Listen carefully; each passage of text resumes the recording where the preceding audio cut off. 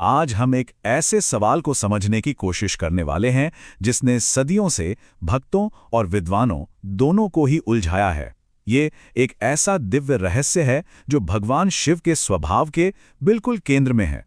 सवाल ये है कि शिव, जिन्हें हम परम रक्षक भी मानते हैं और संहारक भी, वो आखिर ऐसी शक्तियां क्यों दे देते हैं जो पूरे ब्रह्मांड की व्यवस्था को ही चुनौती दे सकती हैं।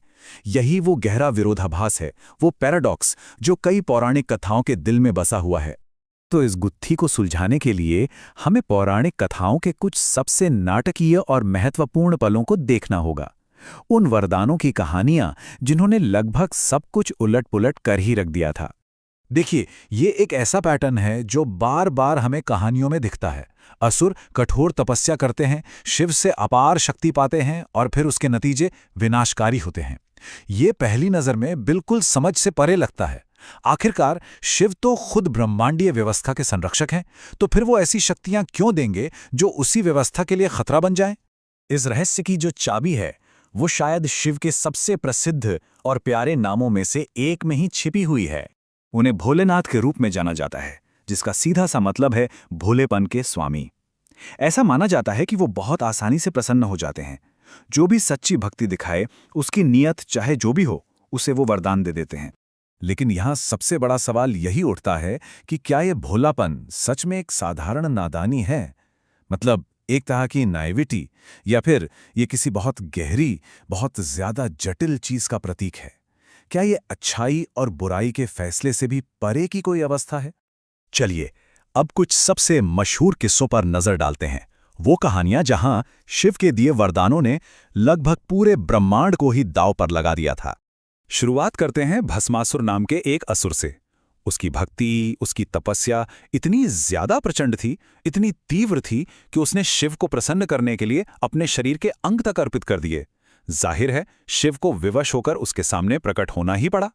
और भस्मासुर ने जो वरदान मांगा वो विनाशकारी रूप से बहुत सरल था। उसने कहा, मुझे ये शक्ति चाहिए कि मैं जिसके भी सिर पर अपना हाथ रख दूं वो पल भर में भस्म हो जाए। और शिव ने भोलेनाथ के अपने स्वभाव के अनुसार तथास्तु कह दिया। और विडंबना देखें, भस्मासुर ने अपनी इस नई शक्ति को सबसे पहले शिव पर ही आजमाना चाहा। अब शिव को वहां से भागना पड़ा। फिर इस संकट को सुलझाने के लिए भगवान विष्णु को हस्तक्षेप करना पड़ा। उन्होंने मोहिनी का रूप धरा, उस असुर को एक नृत्य में उलझाया और बड़ी ही चतुराई से उसी का हाथ उसी के सिर पर रखवा दिया और भस्मासुर वहीं भस्म हो गया।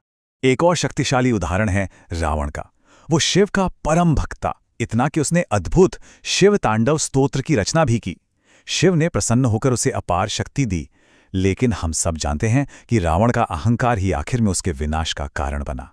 अब ये बात कि भस्मासुर के संकट को सुलझाने के लिए विष्णु को आना पड़ा, ये हमें इन दो महादेवताओं शिव और विष्णु के बीच एक बुनियादी अंतर के बारे में बहुत कुछ बताती है, और ये भी कि वे अपनी कृपा कैसे बरसाते हैं।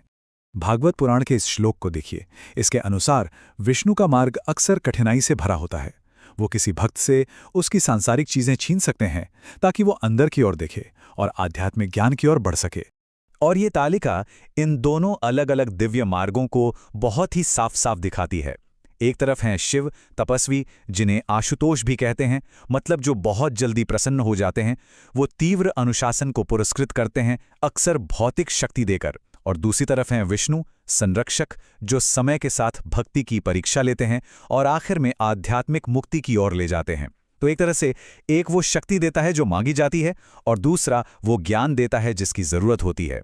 तो ये सब हमें एक बहुत ही गहरी समझ की ओर ले जाता है। शायद शिव का ये भोलापन कोई नादानी है ही नहीं, बल्कि ये एक अटूट निष्पक्षता का प्रतीक है। मतलब शिव अच्छे और बुरे का फैसला नहीं कर रहे हैं, वो नैतिकता नहीं बल्कि अनुशासन और तपस्या की तीव्रता का सम्मान करते हैं। उनके वरदान कोई व्यक्तिगत तोहफे नहीं हैं, बल्कि ये कर्म के नियम की सीधी अभिव्यक्ति हैं कि हर तीव्र क्रिया का एक परिणाम होता ही है। शक्ति तो न्यूट्रल है, तटस्थ है।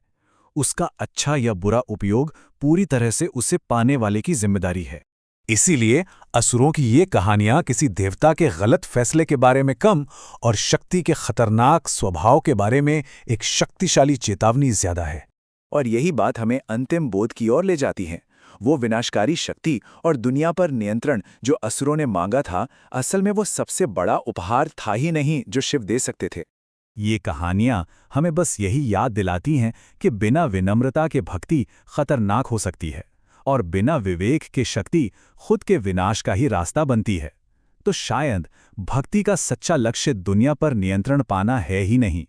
सबसे बड़ा उपहार, असली वरदान कोई शक्ति नहीं है, वो है मोक्ष। इच्छा, अहंकार और जन्म मृत्यु के इस कभी न खत्म होने वाले चक्र से पूरी तरह मुक्त हो जाना। और अंत में भोलेनाथ की ये पूरी कहानी हमें एक शाश्वत प्रश्न के साथ छोड़ जाती है। जब भी हम कुछ मांगते हैं, चाहे वो प्रार्थना में हो या अपनी महत्वाकांक्षा में, हम असल में क्या मांग रहे होते हैं? क्या हमें कुछ समय के लिए मिलने वाली शक्ति चाहिए या फिर वो ज्ञान जो हमेशा साथ रहे? चुनाव हमेशा की तरह हमारा अपना